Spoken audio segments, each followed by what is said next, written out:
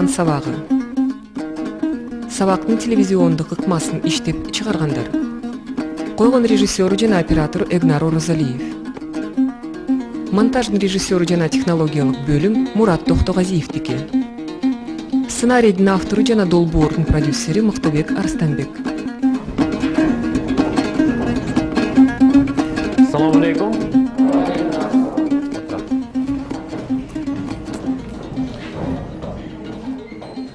Өткөн сабакта биз сиздер менен тил маселесине кайрылганбыз.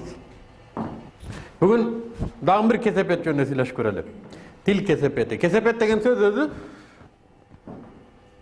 адамга алып келүүчү жаман нерсе, жаман жоосун, жаман таасир, терс таасирди кесепет деп айтайлык.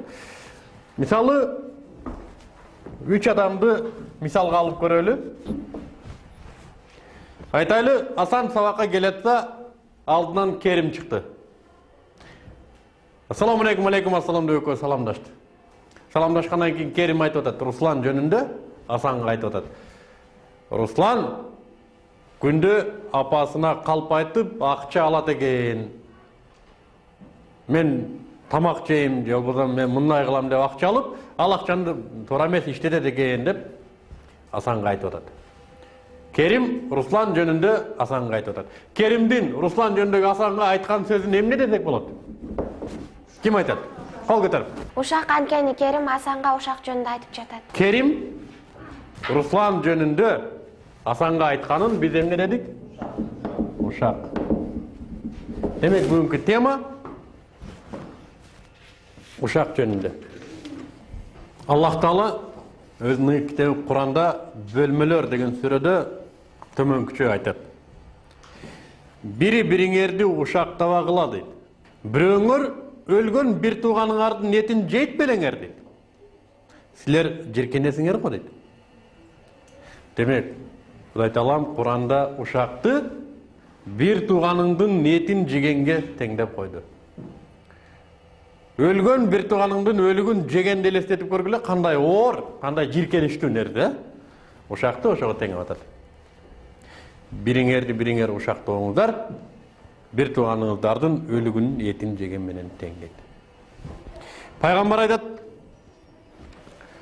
Аллах ичиңерден эң жаман көргөнү дейт. Сүйгөндөрдү ажыраштырып, бири-бирине азап алып келүү үчүн ушактагандар дейт. Ушактын негизи адамдардын ортосу бузулса, мамилеси бузулса, араздашса, ушакчы ошого кубанат.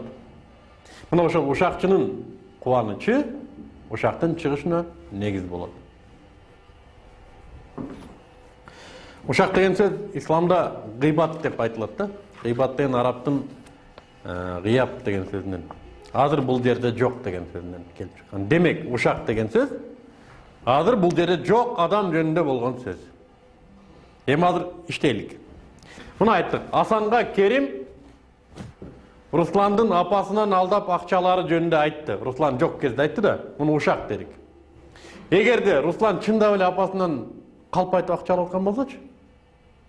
Чындап эле апасынан калп айтып акча алса да, анан Керим чындыкты айтып аткан болсо, бул ушакпы, ушак эмеспи? Чын болсо да ушак болот, анткени бул ошо көзү жок жерде ушакты айтып жаткандыгы себеби. Демек, чын болсо дагы айткандыгынын өзү ушак. А эгерде Руслан апасынан калп айтпай эле чынын айтып акча алып жүргөн болсо да, аны деген Керим жок, ал апасынан калп айтып алат экен деп, буга жалганды эле ушактап аткан болсочу? Калп айтуу бирөөгө жала жаап атат. Демек, ушактан сырткары, эгерде калп айтып ушактап аткан болсо, бул жала деп да айтылат экен. Көрдүңөрбү? Берден экинчи күнөөгө кетип атат. Куранда жамандоочу деген сүрө бар. Ошол сүрөдө ушакчы жана жамандоочунун күнү катуу дейт. Кудай Таалам өзү эскертип атат. Жамандоочунун жана ушактоочунун күнү катуу дейт. Жамандоочу ким экендигин биз келечекте дагы бир кесепет катары карап өтөбүз. Бүгүн ушакчынын күнү катуу деп атат. Эмне үчүн ушакчынын күнү катуу болушу мүмкүн? Пайгамбар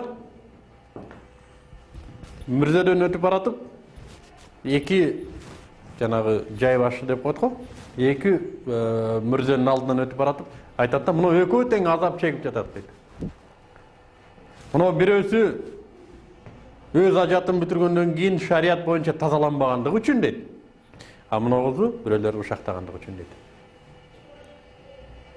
Анан айтат, эки чыбык алып келгиле дейт. Эки чыбык алып келсе, сындырып туруп сайып коет да. Жок дегенде ушул эки чыбык кургаганча азабы бир аз жеңилдээр бекен дейт. Эми бул деген сөзү эки чыбык тез эле бат эле кургайт да. Демек булар кыяматка чейин кыйналчу адамдар. Бул дүйнөдө да ушакчы деп кыйналды, аякта да кыйналды. Ибн Аббас деген бир ислам окумуштубуз айтат, бирөөнүн кемчилигин айтуудан мурда өзүңдүн кемчилигиңди байка дейт. Кыргызда бир сөз бар, өзүңдүн башыңдагы дөңгөчтү көрбөгөн, бирөөнүн көзүндөгү чөптү көрөт дейт, Бар беле ушундай? Бирөөгө доо коюп, бирөөнү ким жамандайт? Ким ушактайт? Өзүнүн кемчилигин билбеген адам.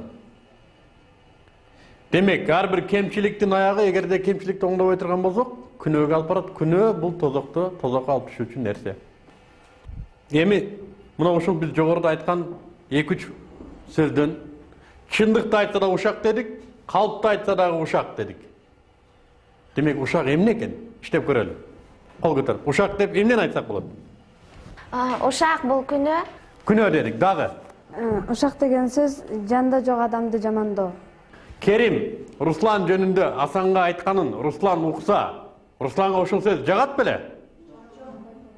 Демек, бирөөнүн көзү жогунда ага жакпаган сөздү айтуу. Эгер сөз жетсе, ага жакпаган сөздү ушак дейбиз. Пайгамбар өзү айтат. Бир тууганын жөнүндө ага жеткенде тарына турган сөз болсо, бул ушак дейт. А балким Керим Руслан жөнүндө айтса да, Руслан деген ушундай бир укмуш крутой бала деп эле апыртып эле калп айтса да. Бирок бул калпы Русланга жагат. Бул эмне болот? Менимче бул калп аркылуу буга жагалдануу аракет. Адамдар кээде бирөөлөрдүн катарында турганда өздөрү ушакчы болгонун да билбей калат да. Мисалы, Асан Керимди угуп жатат. Асанды биз ушакчы дей алабызбы? Анын сөзүн угуунун өзү ушакчылык. Эмне кылыш керек эле Асан? Көңүл бурбай кетип калуу. Демек, ушакты токтотуу керек. Же ал жерден кетип калуу керек. Чынбы? А биз көбүнчө ушакчы менен кошулуп ушак деген күнөөгө ээ болот экенбиз, себеби биз уга берет экенбиз. О, дедиң, деп. Кошулуп ушакташып киресиң, эми ушакташпасаң деле Керим тарынып калышы мүмкүн деп деле уга берет да булчу. Керим, досум, көзү жок адамды айтсаң уят болот. Бул ушак болот. Эми биз эркектер ушакташтыргануу жакшы эмес го деп айтса, Асан ошентип айта турган болсо Керим тарынып калышы мүмкүн деп ойлойт да. Керим тарынып калгандыгы мамилебиз бузулат дейби, же болбосо көнүп деле калган да. Өмүрү бирөөнүн ушагын токтотуп көрбөгөн адам көнүп деле калат да. Ушак уга бергенгечи. Ооба, деле уга берет. Ооба. Буга ишенбесе деле уга берет. Эмнеге? Себеби ал билбейт. Ошо макул болгондугу менен өзү ушакчы болуп калды. Мухаммед ибн Каба ал-Курази дегенден сурап да. Момундун эң пас мүнөзү кайсы дейт. Пас дегенди билесиңер да? Эң ылдыйкы жаман мүнөз. Эң жаман мүнөзү кайсы дегенде Мухаммед ибн Каба ал-Курази айтат, көп сөздүүлүк, кыргызча тантык деп коет го. Сыр сактай албагандык, бирөөнүн айткан сөзүн, аманатын бирөөгө ашкерелеп ачып коюу. Жана ар ким менен макул боло бергендик дейт. Ким эмнени айтса деле, бул айтса деле, тура. Бул айтса деле, ооба. Эч кимди тарынтпайт да. Адам деген өзүнүн позициясын алыш керек да. Чынбы? Тураны тура деш керек, тура эмести, тура эмес деш керек. Пайгамбар айтат, Кыямат күнүндө дейт, Аллах Таала бир мусулмандын бетинен тозоктун отунун алоосун алыстатат дейт. Ким айтат? Ал ким деген мусулман болушу мүмкүн? Эгерде мусулман 5 парыздын тең ыйык тутса. Бүгүнкү тема боюнча. Ушакты айтып жаткан кишини тыйып салуу. Азамат. Хадисте мынтип айтылат. Кыямат күнү Аллах Таала диндеш бир тууганын аброюн сактагандын жүзүнөн тозоктун жалынын алыстатат дейт. Аброюн сактоо деген сөз эмне? Бирөө жөнүндө болгон ушагын токтотуу. Эгерде Асан айтса, "Эй, Керимдос болбойт, кой." Десе, демек Асан Русландын аброюн сактап атат. Ошондой эле Керимдин өзүнүн да аброюн сактап атат. Кантип бул Русландын аброюн сактап атат? Бул жөнүндө жаман сөздү таратпай атат. Кантип Керимдин аброюн сактап атат? Керимди ушакчылыктан кайтарып атат. Экинчи Керим ушактабайт. Демек Керим ушакчы деген сөз болбойт. Мына ушундай гана адамдан, ушу Асанга окшогон гана адамдан Кудай Таалам тозоктун жалынын алыстатат дейт. Хасан аль-Басри деген бир ислам окумуштуусу айтат, сага бирөөнү ушактап келген адам дейт, ал сени дагы бирөөгө сөзсүз ушактайт дейт. Демек, ишарат менен болсо дагы, намек деп коебуз го, ар түрдүү формада, жазма түрүндө, кагазга жазып, телефон менен, телеграф, кандай болбосун, бирөө жөнүндө көзү жогундагы жакпан сөздү айтуу ушак дедик. Демек, ушак дегенде ушуну айтабыз. Өзүңөр да түшүнүп аласыңар да. Алдыңарда жок адам жөнүндө бир сөз уктуңарбы? Ошол адамга жеткенде жагабы эле, жакпайбы эле? Жакпайбы, демек бул ушак. Токтот бул сөздү. Бул ушак. Бул чоң күнөө. Эгерде Руслан бирөөнүн китебин уурдап алды дейlik.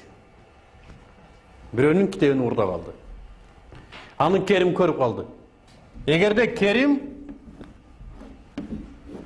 Русландын уурлугу жөнүндө мугалимге айтса, бул ушак эмеспи?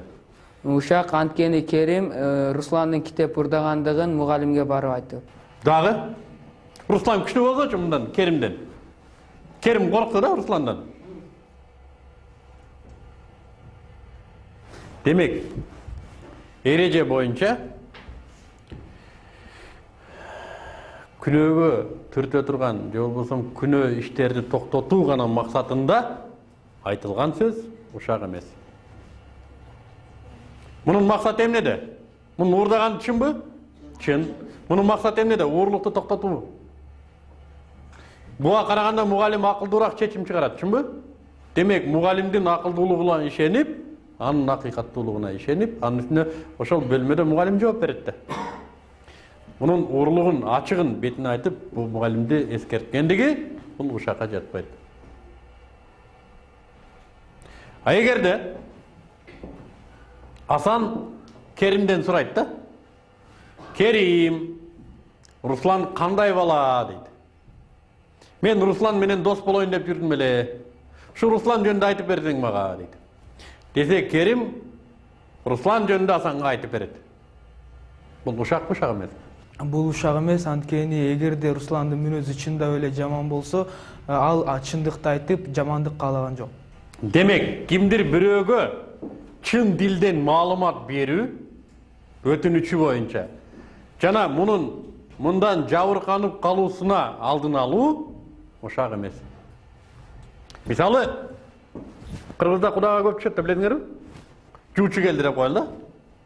Бирөөгө жуучу келди. Кыздын атасы сурайт. Жуучу жөнүндө силердин айылда момундай деген бар беле? Ооба. Ошо менин кызыма жуучуга келиптир. Кандай киши дейт да? Деди, ой, ал деген жакшы киши. Кызың жакшы жерге барат экен дейт. Ушакпы? Ушак эмес. Ой, ал жаман киши, ал арак ичет, балдар да ичет, балдар ууру. Кызыңдын шору кайнайт дейт. Бул ушакпы? Ушак эмес. Эмнеге? Демек ал туура маалыматты берип, кимдир бирөөнүн жабыркануусунун алдын алып эскертип атат. А эгерде бул калп айтканда эмне болот эле? Калп айтса ушак болмок, жалаа болмок, чынбы? Эгерде мисалы Руслан Керимден китеп алган, бирок китебин кайрып бербей атат. Русланга, Керимге. Керим мугалимге кайрылып атат. Руслан менин китебин бербей атат деп. Бул ушак эмес. Бул кадимкеле өзүнүн укугун талап кылуу үчүн даттануу. Өзүнүн укугун ордуна келтирүү үчүн даттануу. Пайгамбар айтат, чындыгында акысы барга сөз берилсин дейт. Акысы бар ким? Укугу тебеленген адамдын акысы бар. Эгерде Русландын бир аты болду да, кличка деп коебузбу? Шыпылдак деген кличкасы болду да, мисалы. Анан бир класста 4 Руслан бар болсо. Кайсы Руслан десе Шыпылдак Руслан дейт. Бул ушак эмеспи? Русланга Шыпылдак деген кличка жаксаганда ушак эмес, ал эми Шыпылдак деген кличка жакпасаганда ушак. Азамат. Демек, Шыпылдак деген кличка Русланга жакса, бул ушак эмес. Эгерде Руслан буга ардына турган болсо, бул ушак деген сөзгө кирет. Жамандоо деген сөзгө кирет. Ушактын негизги географиясы, ушак пайда боло турган учур, бул бекербоздук учур экен. Бекербоздук кайсы учурда болот? Адам пайдасыз нерселер менен алек болгон учурда бекербоздук деп айтылат. Бекербоздуктун эң чоң кесепети бул убакыттын ысырапкерчилиги. Убакыттын ысырапкерчилиги, мисалы үчүн нанды тебелесеңер эмне дейт? Убал, ысырап дейт, ачып калса ал тамагыңар, ал дагы ысыраппы? Ошондой эле бекербоздукка кеткен убакыт ысырап. Бекербоздукка кеткендин негизги кесепети ушактоого алып келет, бирөөнү жамандоого алып келет, бирөөгө чикүйдүүлүккө, каякта болбогон нерселерге. Пайгамбар айтат, жол боюнда отурсаңар дейт, жолдун акысын төлөп койгула дейт. Жолдун акысын каяка, айыл өкмөтүнө барып төлөйүнбү? Мен жолдун боюнда жарым саат отурдум эле, могу 150 тиын алып койгула. Жок, жолдун акысын төлөп койгула дегени, жолдон ары бери өткөндөрдү ушактабагыла дейт. Демек, эгер жолдон ары бери өткөндөрдү ушактабадыңбы, сен жолдун акысын төлөдүң.